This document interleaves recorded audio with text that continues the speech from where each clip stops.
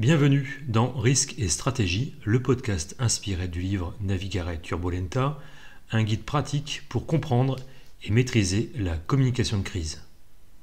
Aujourd'hui, on parle de l'étape la plus sous-estimée et pourtant la plus décisive de toute gestion de crise, l'anticipation. Anticiper, c'est refuser d'être pris de court. C'est comprendre que la question n'est pas si une crise arrive, mais quand elle arrivera. D'après les principes de Navigare Turbolenta, il existe 3 grandes étapes pour se préparer efficacement. Première clé, identifier les risques. Cela commence par une bonne dose d'humilité. Aucune organisation n'est invulnérable.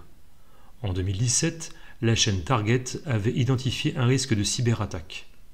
Mais par manque d'action, elle a tout de même subi une fuite de données touchant des millions de clients. Identifier les risques, c'est donc plus qu'un exercice théorique. C'est une question de survie. Pour le faire, plusieurs outils existent. L'analyse SWOT, force, faiblesse, opportunité, menace, la matrice de risque, ou simplement des ateliers de brainstorming avec les équipes. Chacun connaît les points faibles de son domaine, il faut les mettre en commun. Deuxième clé, élaborer un plan de prévention. Une fois les risques identifiés, il faut des plans clairs, testés et surtout vivants. On parle ici de plan de continuité d'activité, PCA, ou de plan de reprise. Toyota, après le tsunami au Japon en 2011, a compris que la résilience se construit avant la tempête.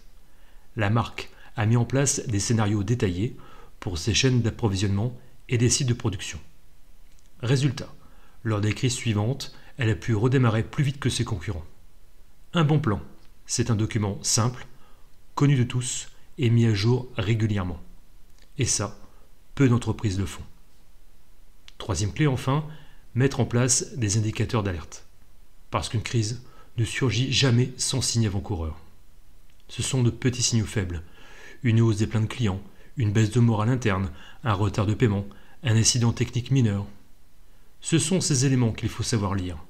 Facebook, par exemple, a détecté une fuite de données en 2018 grâce à des systèmes de surveillance interne. L'entreprise a pu agir vite avant que la situation ne dégénère complètement. En gestion de crise, la veille c'est le radar. Et sans radar, vous naviguez à l'aveugle. Alors, pour résumer, identifiez vos vulnérabilités, préparez vos plans et installez vos radars.